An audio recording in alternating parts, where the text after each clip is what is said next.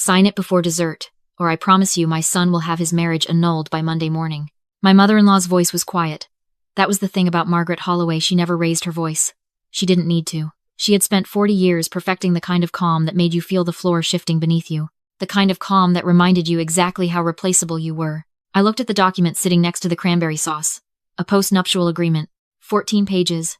Drafted by the most expensive family law attorney in Connecticut. Designed to strip me of every marital asset if my husband and I ever divorced. It had been printed on heavy cream stock. The kind of paper that costs more per sheet than most people's lunch. Someone had placed a pen beside it like silverware. Like it was part of the place setting. My husband, Daniel, sat directly across from me. He was studying his wine glass with the focused attention of a man who had decided the safest thing he could do tonight was become invisible. He wouldn't look at me. He hadn't looked at me since we pulled through the iron gates of his parents' estate 2 hours ago.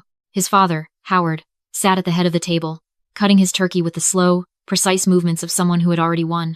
His sister, Victoria, was doing that thing she always did, performing a kind of theatrical indifference, examining her manicure while her husband Preston quietly refilled his glass and watched me the way you watch a car accident before it happens. This was Thanksgiving at the Holloways. This was what I had married into 3 years ago, when I was 28 years old and naive enough to believe that love was an effective armor. Before I tell you what I put on that table instead of my signature and why. 20 minutes later, 2 black SUVs were blocking the driveway. Tell me where you're watching from. Drop it in the comments. Because this is a story about what happens when the people who underestimated you the most end up sitting across from the thing they never saw coming. Have you ever had to sit at a table full of people who smiled at you while planning your destruction? If you have, stay with me. Because tonight, we're not just eating turkey. Margaret folded her hands on the tablecloth and looked at me with the particular expression she reserved for things that disappointed. Her contractors who missed deadlines, caterers who misunderstood portion sizes, and me. Claire, she said, making my name sound like a minor inconvenience. You're a smart girl. I've always said that about you. You're smart enough to understand what this family represents. The Holloway name opens doors that most people spend entire lifetimes standing outside of. What we're asking isn't unreasonable. It's simply a formality. A formality, I repeated. Daniel's grandfather built this family from nothing, Howard said, setting down his fork. We protect what was built. That's not personal. It feels a little personal, I said. Victoria looked up from her nails. She smiled at me, the specific smile she had been perfecting since the day Daniel introduced us. The one that said she found me amusing, the way you find a child's drawing amusing, with affectionate condescension. No one is attacking you, Claire. We just think that given your background, it's reasonable to have certain protections in place. You came into this family with nothing. We'd simply like clarity on what leaves with you if things don't work out. Your background. Those 2 words had been following me around this house for 3 years. Your background, meaning the small apartment in Akron where I grew up.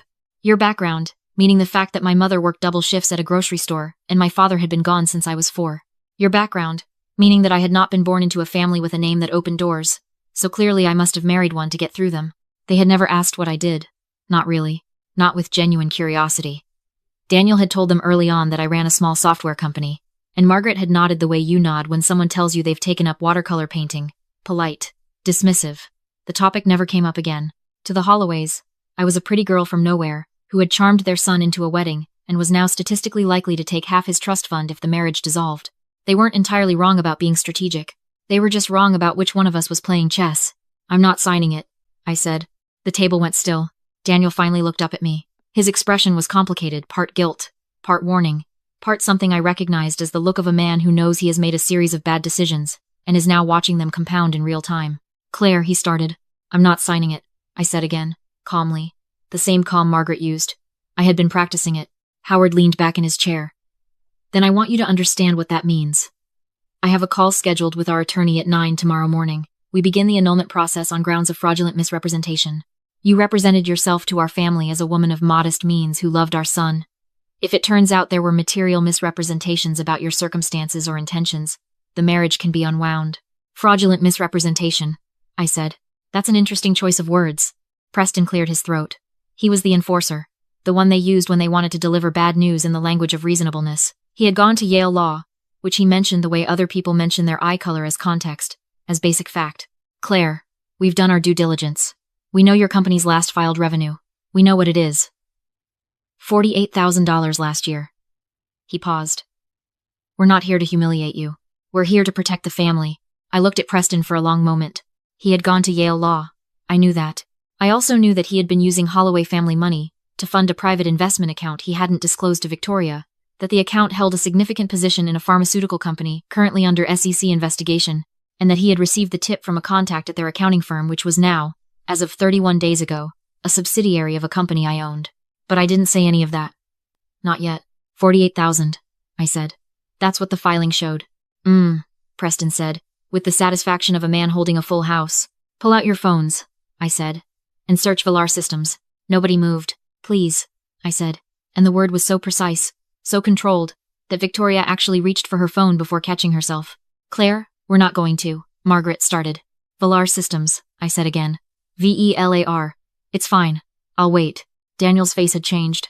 He was looking at me the way he used to look at me in the beginning, before the Holloways had slowly, patiently worked on him like a current wearing down a stone with wonder, like he had just remembered something about me that the last 3 years had caused him to forget. He picked up his phone. He typed. I watched him read. I watched the color leave his face. What is he started, and then stopped. Howard frowned at his son, then picked up his own phone. Margaret looked at her husband with the expression of a woman who has never needed to look anything up in her life, and resented the implication that she should start now. Victoria typed something and went very still. Preston's jaw tightened. Velar Systems was not the name on my business cards. It was not the name I used in public. It was the parent company, the entity sitting above the entities that touched the things people could actually see. I had structured it that way deliberately, not to hide, but because when you build something real, you don't need it to be legible to people who aren't looking. The last public valuation of Velar Systems, reported in a piece in the Wall Street Journal 14 months ago, was $2.1 billion. The Holloway's total family net worth, including the estate we were sitting in and all of Howard's commercial real estate holdings, was approximately $400 million. I knew this because I had read their financial disclosure during the due diligence process before I allowed one of my subsidiaries to extend them a line of commercial credit 2 years ago. They didn't know the credit had come from me. They knew the name of the bank. They didn't know who owned it. This isn't Howard started. Possible? I offered. You've been running this company since before you married Daniel? Margaret asked. Her voice had not changed. I respected that about her, even now. She was a woman who did not allow herself the luxury of visible shock. I founded Velar when I was 24, I said. The 48,000 on the filing Preston mentioned belongs to a shell entity I used for administrative purposes. It has nothing to do with the operating company. I picked up the postnuptial agreement and held it for a moment. I understand why you had this drawn up. You thought you were protecting your family. You thought I was someone who had something to gain and nothing to offer. You thought the math was simple. How? Daniel said. It wasn't quite a question. It was the sound of a person's model of reality cracking. I didn't lie to you, I said, and I meant it. I had told Daniel I had a company. I had told him it was growing. I had told him, on our third date, sitting on the floor of my apartment, eating takeout because I hadn't yet bought a couch, that I was going to build something that lasted. He had laughed gently, not cruelly, and said that was very ambitious of me. He had not asked follow-up questions. Neither had his family. That was the thing about the Holloways. They looked at me and saw a category, and categories don't require investigation. So this is what Victoria started. You've been hiding this to, what, make us look foolish? To prove some kind of point? I haven't been hiding anything, I said. You never asked. There was a silence that sat over the table like weather, and then my mind went somewhere else, the way it does when the walls of a room start to feel familiar for the wrong reasons. I went back 3 years, to a dinner almost exactly like this one, 2 weeks after Daniel and I got engaged. A welcome dinner, Margaret had called it. I had worn a dress I couldn't really afford because I wanted to make a good impression, before I understood that the impression had already been made and adjudicated before I walked through the door.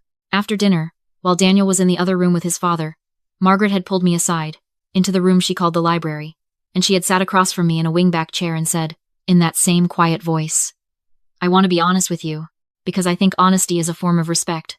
Daniel is generous. He always has been.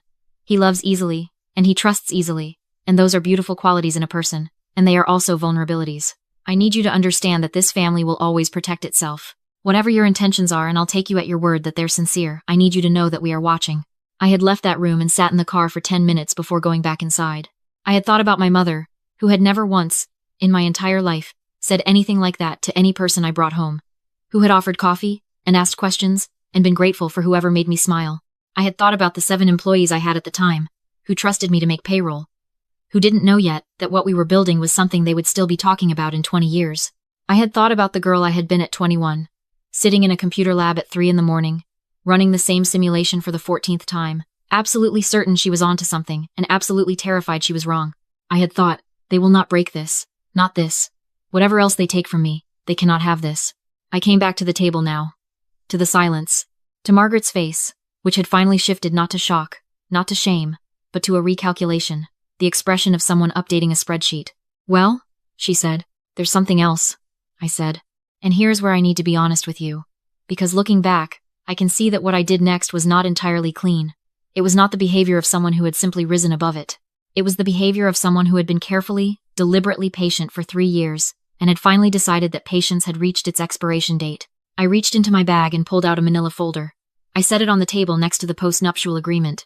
18 months ago, I said, your family took out a commercial credit line of $12 million to refinance 3 of the Holloway Group properties.